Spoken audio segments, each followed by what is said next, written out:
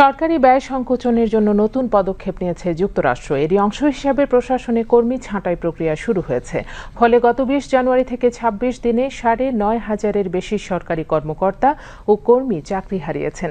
স্বরাষ্ট্র, জ্বালানি, কৃষি, স্বাস্থ্য ও মানব সেবা বিভাগে এই ছাঁটাই কার্যক্রম চালানো হয়েছে।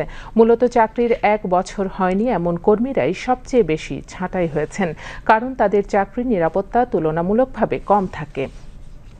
হোয়াইট হাউসের কর্মকর্তাদের বরাত দিয়ে একাধিক প্রভাবশালী মার্কিন সংবাদ মাধ্যমে জানানো হয়েছে, ইতোমধ্যেই ট্রাম্পের স্বেচ্ছা অবসর গ্রহণের প্রস্তাবে সম্মত হওয়া প্রায় ৭৫,০০০ কর্মীর পাশাপাশি উল্লিখিত ১০,০০০-এর মতো ব্যক্তি ছাঁটাই হয়েছেন।